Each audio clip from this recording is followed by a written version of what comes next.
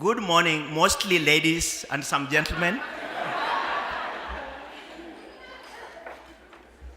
So it has been said here, previously elsewhere, that over the last 10 years plus, AWARD has been working very hard with individual women identified to show promise, helping them on soft skills, specifically on leadership, on hard skills in science, and giving them a dose of confidence to go out there and do what they have to do.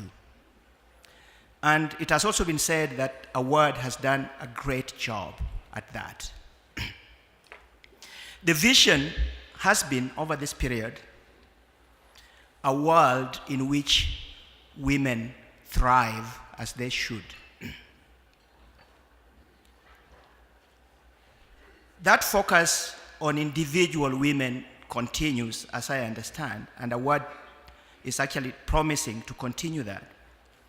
But recognizing that in the absence of an enabling environment, being equipped with those competencies doesn't just cut it.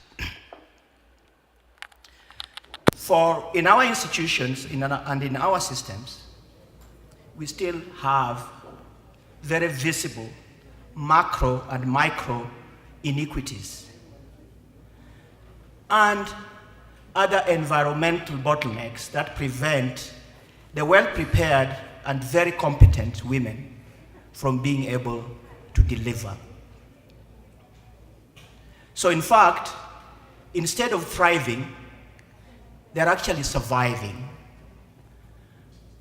But interesting, evidence shows that the survival of AWARD fellows is slightly higher than or better than the survival of others, their peers.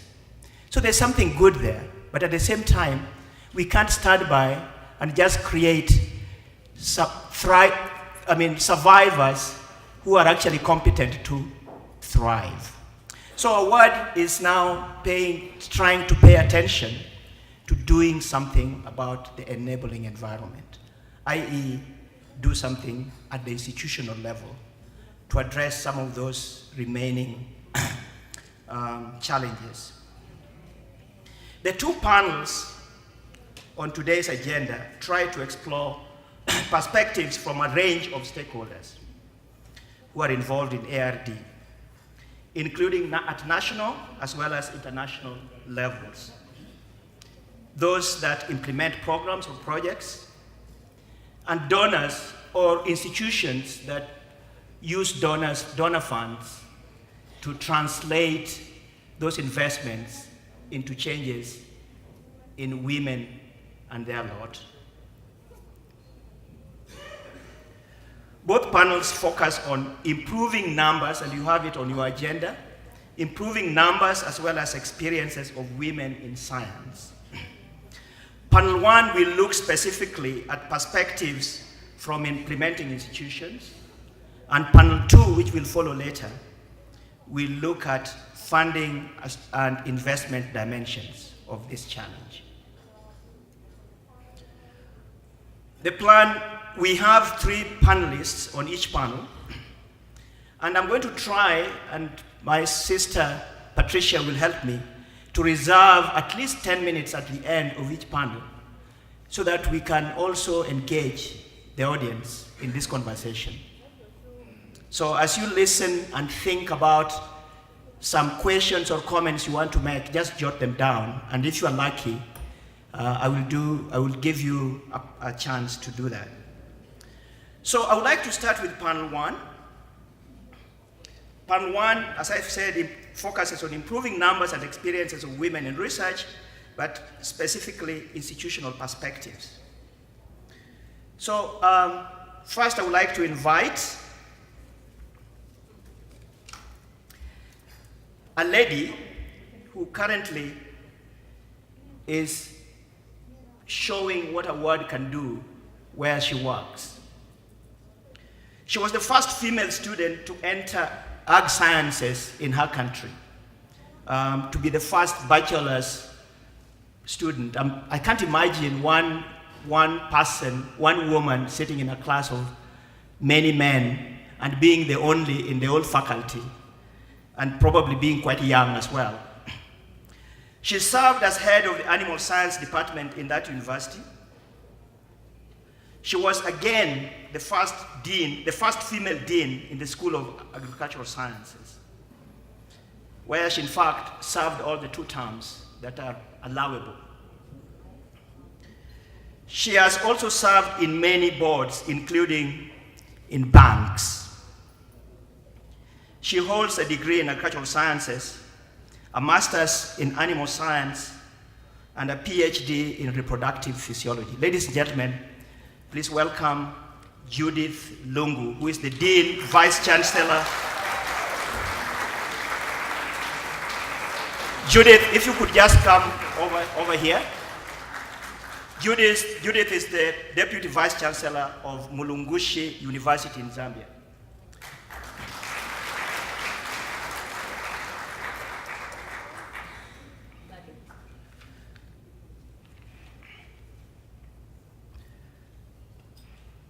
She holds a master's, an MSc in rural sociology of the tropics and subtropics. She has been involved in developing public-private partnerships, trying to match trying to match farmers with small niche markets and companies, and linking them with large multinationals, with local markets and international markets. Previously served as researcher, sustainable value chains and market, and advisor on sustainable supply chains. Currently an account manager Africa at the Wageningen University. Ladies and gentlemen, I would like to invite Jenny van der Meehoen.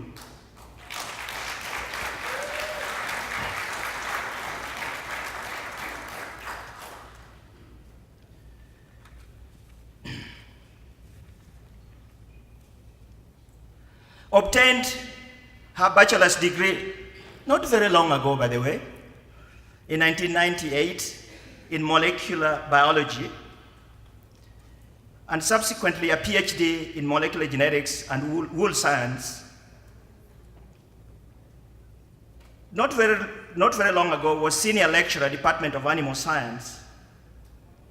Currently, Deputy Dean of the Faculty of Agriculture and Natural Resources, but is also a founder of an organization that seeks to advance the lot of women in science in a country called Namibia, in a continent called Africa. Ladies and gentlemen, please welcome Theopoline Amushenje from Namibia.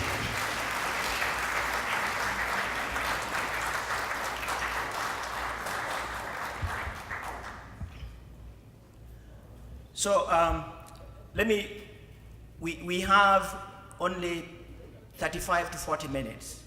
And during this period, you will not give a micro lecture. We will have a conversation with Judy. You are an award fellow. You have been a mentor, probably multiple times, and you are among the first to go through the program. In what ways, if at all, has that background been of help or hindrance in your advancement or not in your career to date? In what ways? Thank you very much, Ed, and good morning, everyone. I finished my PhD in 1986. That's in Canada. And up to 2008, I didn't have the courage or the soft skills to push and get what really I should have asked for a long time ago. So I am 10 years with AWARD, as Ed has said. I was one of the first ones in 2008 to be a fellow. And after those skills, soft skills, I had some hard skills, but I didn't have all of them. But after the soft skills and other skills I got from AWARD, I was able to apply to compete for a higher position in the school where I was serving as lecturer, head of department in the School of Agricultural Sciences. Before that, I wouldn't have had the courage to say, can I compete and see whether I can manage? So I became a dean of the school, and as Ed said, completed all the 2 terms of 3 years each. I also, having come from Canada where everything was so rosy, especially in the labs, and then you come to a country where the labs are non-existent, and once in a while maybe you get somebody to give you some equipment. I, with the skills that I received, was able to apply for funding for research and got funding for research. So I believe that Ed, the skills I got advanced me. So, I mean, can I push this back? Thank you, thank you.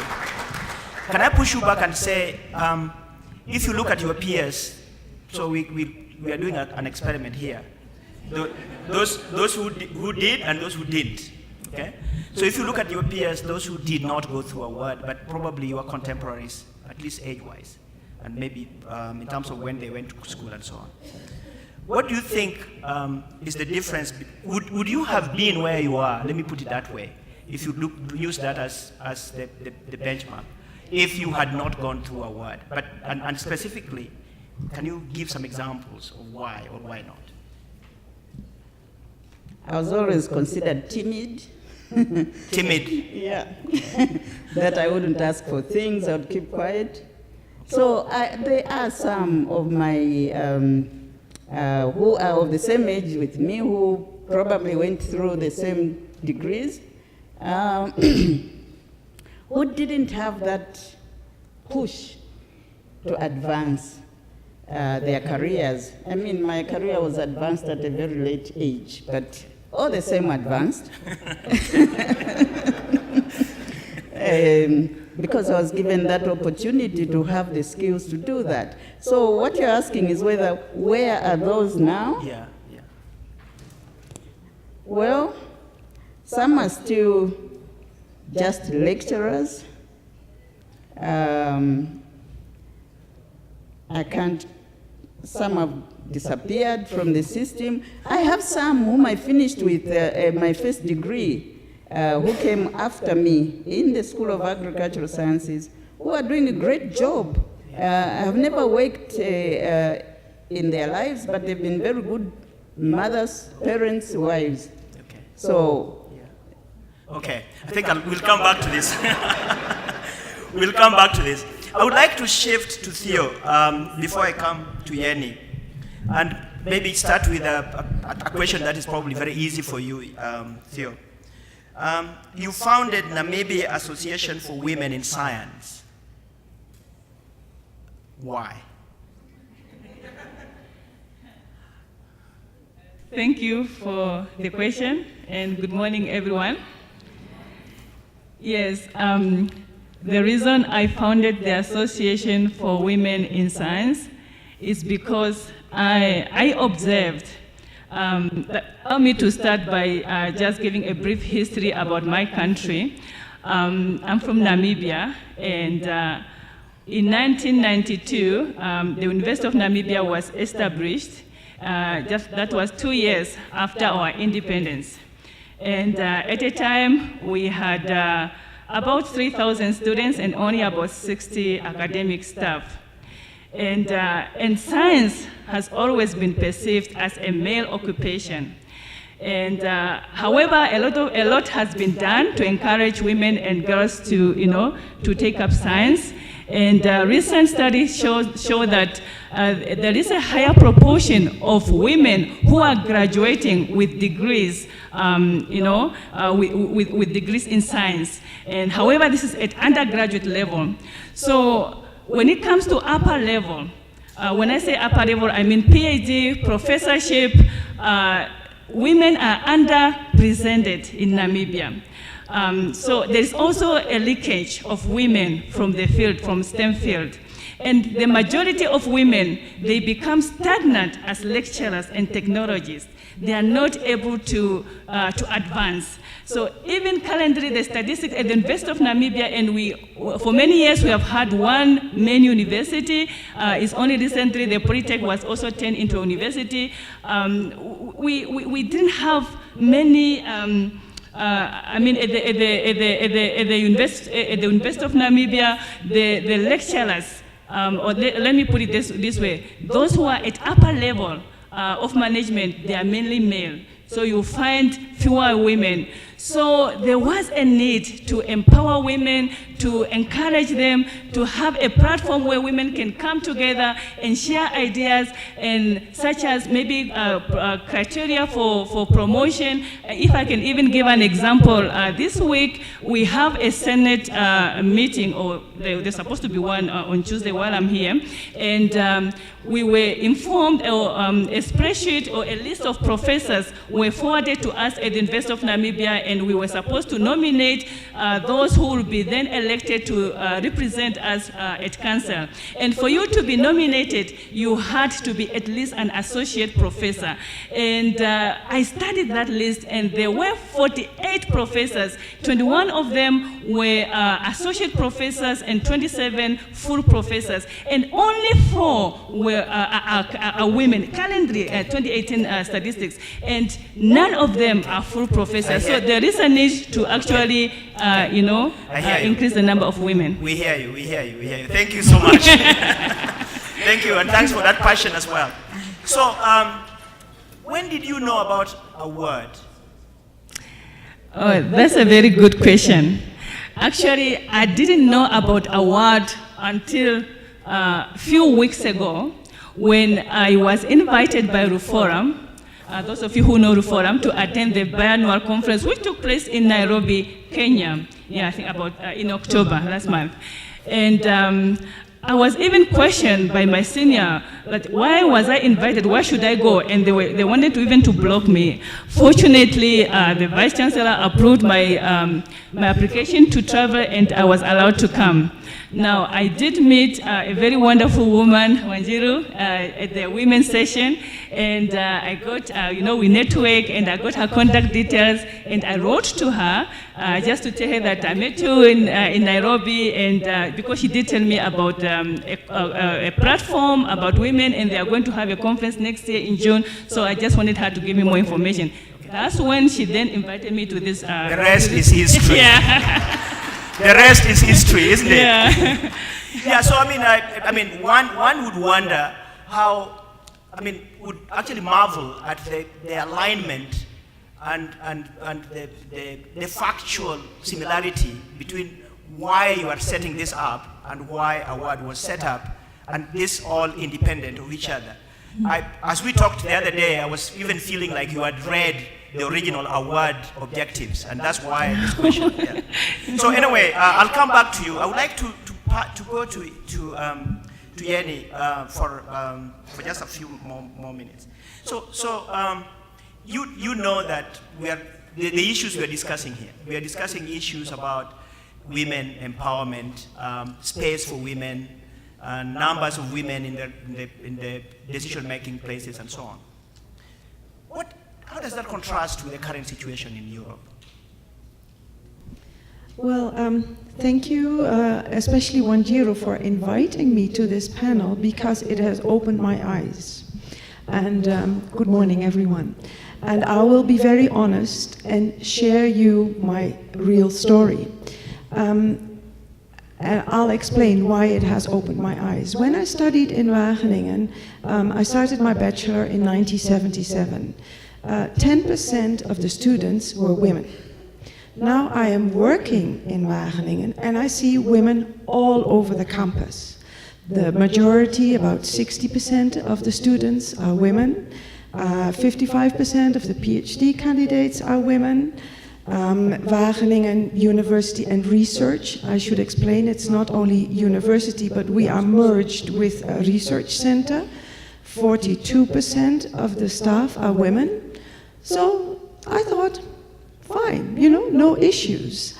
Until I started preparing for this panel and looked really into the figures and realized also exactly what my colleague from Namibia is saying.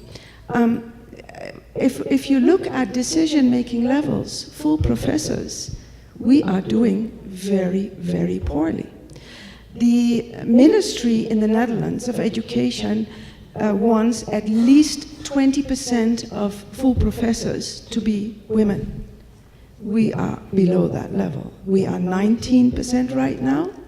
And I know that Wageningen University and Research has set a target of 25% for 2020, but we are not yet there. So, yeah, it's not all rosy in the Netherlands. So yes, let's so if you walked into the environment and you just looked at numbers, you would actually live there saying, this is wonderful, this is what we have to do. And yet we're saying, if you break it down, then you get those shocking revelations. Let me ask you, are there some specific institutional commitments and instruments that will change the situation? And what could we learn from that, and what could you learn from this? Yes, that's a difficult question, though. The first question is easy. Yes, there is an institutional commitment. And not only at our institutional level, but in the Netherlands as such.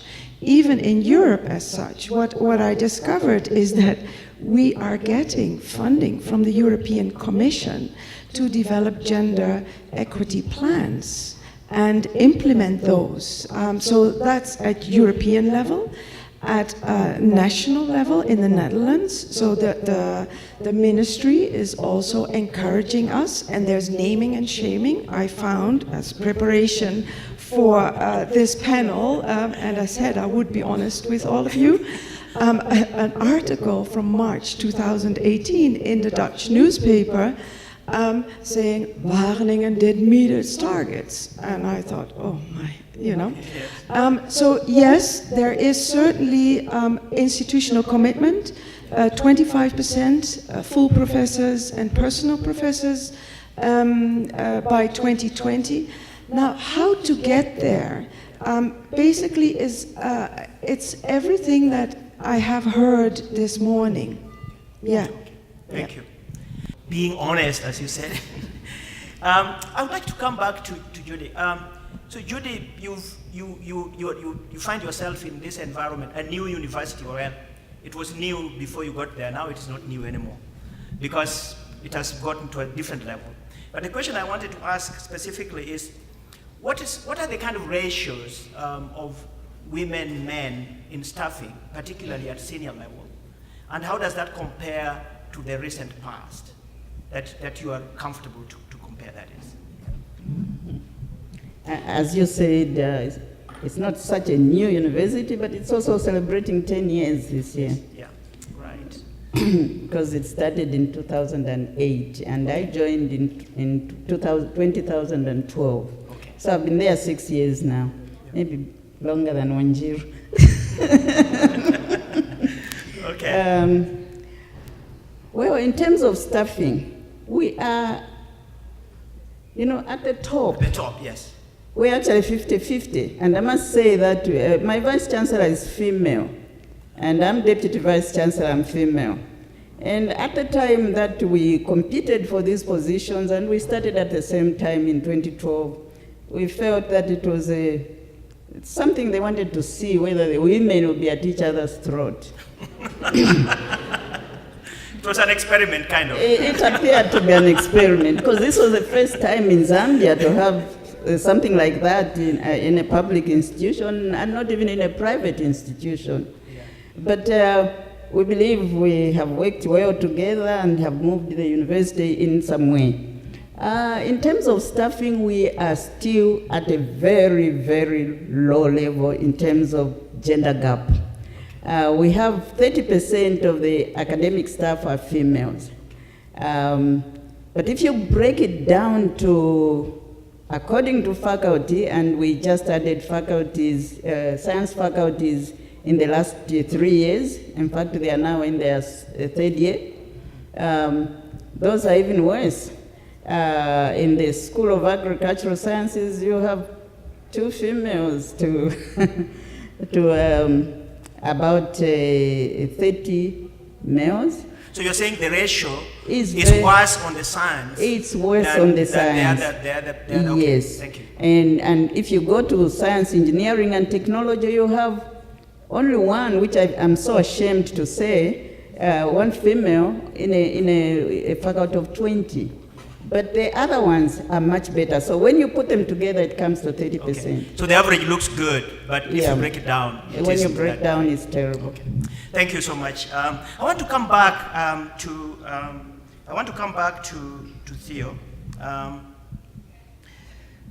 So Theo, you are currently holding a reasonably senior position, deputy dean. So to what extent has your shaping, your progression been, to what extent could we or could you attribute it to affirmative action, I hope we are together, sheer hard work with your sleeves up, or mentorship by others, or what else? What do you owe your progression to date to? Okay, thank you for the question.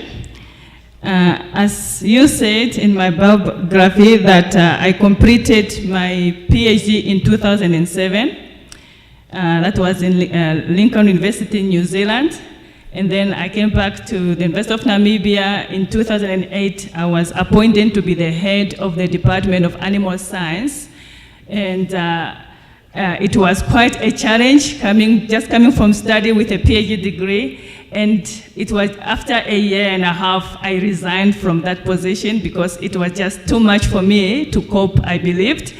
And then we had a colleague who came to join us, and he was so encouraging, mentoring me. And eventually I got into some coordination. I was coordinating, I became the chair of the Research and Publication Committee in the Faculty of Agriculture and Natural Resources, as well as the deputy chair of the postgraduate study committee. And then he encouraged me to apply in 2015 for the position of deanship. And then I applied, I was promoted. I mean, I got a position as a deputy dean. So it is obviously hard work as well as mentorship, not only by colleagues, but also family and friends. So there are quite a number of people involved. And also, yes, there is some work being done in order to promote women to take up this leadership position, but a lot has to be done. So hard work, so you would say hard work is bigger in terms of the contribution to your progression today? Yes, and mentorship. And mentorship. have you actually had a formal, structured mentorship program, or was it opportunistic mentorship? No, not really. Although it is there, one can be mentored, but this one was more a bit informal. Yeah. I just took the opportunity. A colleague came as an associate professor, and I saw that he was very good, and we started to apply for funding together. We got funding, and then I started to supervise master student together with him. Then I was able to learn from him, and then it helped. Thank you. I would like to wind up, but before I do, just a couple of quick questions. So Jenny, Wageningen is one of the universities in Europe that works a lot with Africa in different ways. At least in my field of livestock genetics, we have a lot of collaboration. But I know that even in the crop sciences. And there are lots of African students who actually go to Wageningen. But there are also many collaborative projects in terms of research and so. Is there any intentionality in thinking about, it is Africa yet, yes, but we would like to see women in these partnerships, in these student admissions and so on? Or are the number, and what do the numbers actually show? If you look back, I know you didn't do some calculations this morning, but generally, what do the numbers show in that respect? Yeah, it is certainly true what you're saying. We have approximately 300 African PhD candidates and over 100 master students, and this has been going on for decades, so certainly we have a lot of alumni. And I don't think gender has been considered as a specific issue.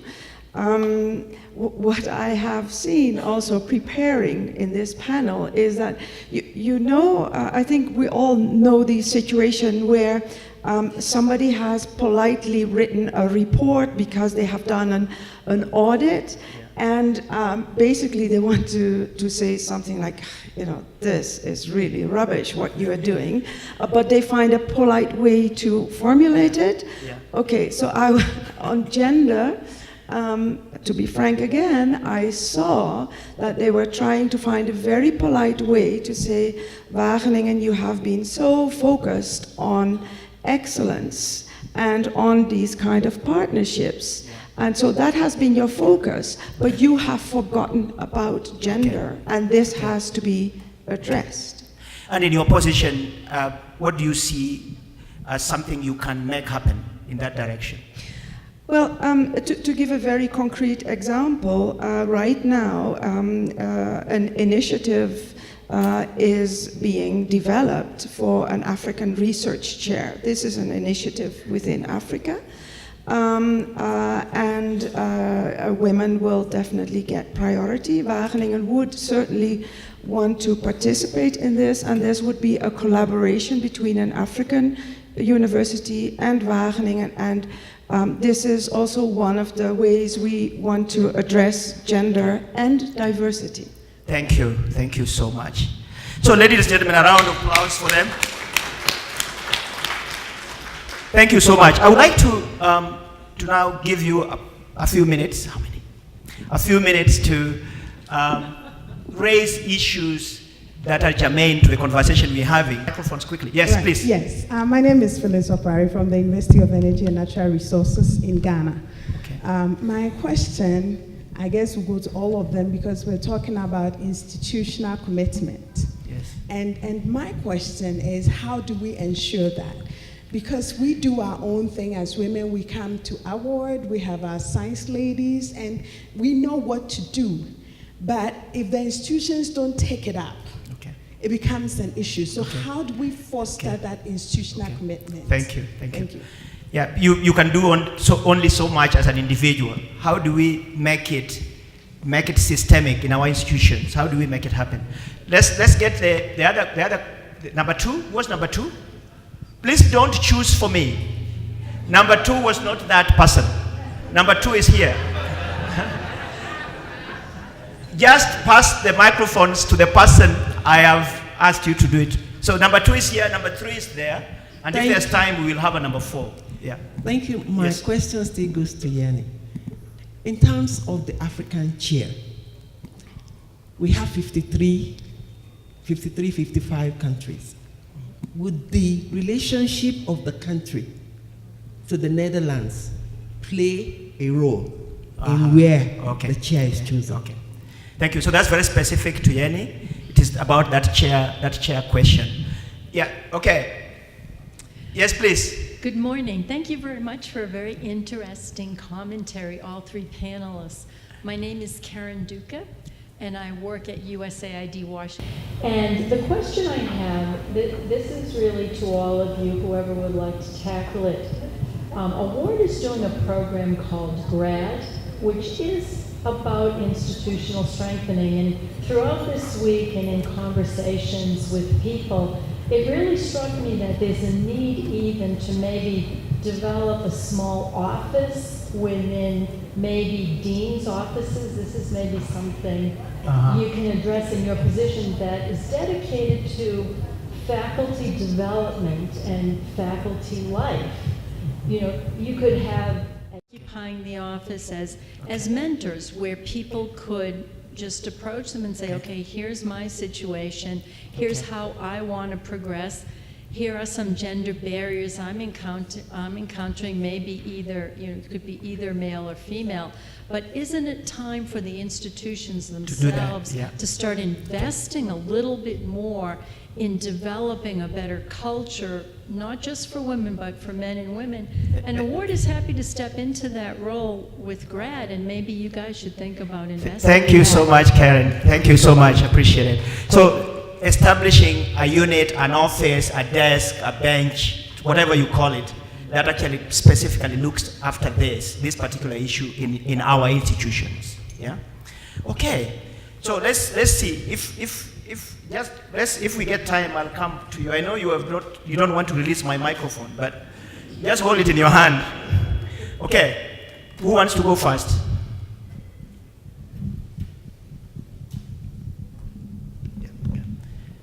Yes, please. Who wants to go first? Yes, Judy.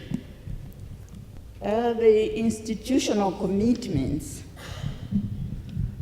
I think it kind of marries with what Karen said. Yeah. That you set up a center, it kind of, institutional commitment kind of marries with what Karen Duka has just said, that we need something in place in our institutions. I believe that would be really wonderful. When I look back at when I was dean, it wasn't an institutional thing, but we were only 2 PhDs in our school who were females out of a group of 12. By now, because I encouraged all of them, but that was not institutionalized, encouraged all of them to register for PhD and go for PhD, and they've all completed, and some of them have now even gone to higher levels in management. So this is a very good idea. So Karen's example is one worth thinking about. We would like to consider that direction. It. Yanni? Yes, institutional commitment has to be there in the Netherlands, so it's also demanded by our ministry, so that certainly helps. And what I can see in Wageningen is in our intranet site, the targets are there and the progress, so we can check the progress also, so that helps. For the African chair, maybe we can talk also over lunch. There are a number of countries that can participate. Okay, thank you. Can you, do you want to comment? Because I think there was a question that you can comment on as well. Yeah. Yes, the question on grant program by AWARD to strengthen institutions. I can't agree more to that. I mean, this is just like, yes, we need this. Because when I founded NAWIS, or the Association for Women in Sciences, we can't do it all. We need other stakeholders to come in. Yeah. So definitely this will help if we can have a unit, an office where women can be, not only women, but because it's not all about women. Also, if men can be educated, if we can have, institutional transformation, the structure, because if you can change our policy, so this would be very helpful. Yeah, I agree. Thank you, thank you. Patricia, how many seconds do I have left? Thank you. So, lucky you can now ask your question, please. Thank you very much, moderator, for the opportunity. My name is Raphael Okoth from Consumer Insight, and I'd like to direct my question to Dr. Theo from University of Namibia. So, Dr. Theo, at what point in your university does one transition from an associate professor to a full professor? What is the criterion? Generally, what is the criteria at the university? That's an easy one for a professor. So just for you, say, what is it? What are the criteria? Okay, thank you very much. If I got your question correctly, from associate professor to full professor. Yeah. Thank you for the question. You would need 25 publications, and then you need 50 points, because each publication, they allocate points. So there is a certain number of referee journal articles you would need. You would have to have published 7 referee journal articles since your appointment as an associate professor, and 6 of these must have been refereed journal articles. And you should have served as an associate professor for at least 3 years within the university. So those are the criteria, and when you have a PhD, and if you have masters, then more publications.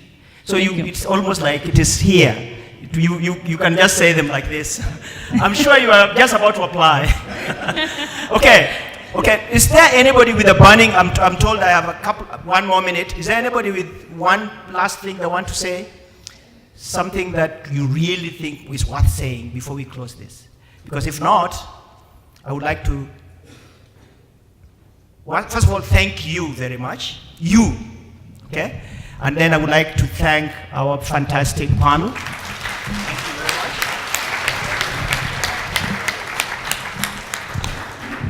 much. Wonderful. So, as they walk back down, clearly,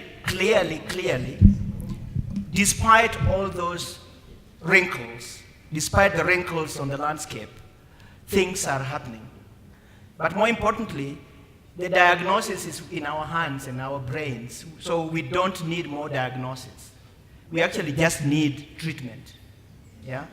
So the question is, to what extent are we going to be creative enough in making sure that the diagnosis is accurate, and also that the treatment is appropriate? The diagnosis is accurate, and the treatment is appropriate. Because let's not throw, in some cases it is not about just numbers, but we always throw numbers at things. In some cases, it is about systems. So let's make sure that the diagnosis is accurate so that the treatment can be appropriate. I would like to thank you for being such a fantastic audience. Thank you.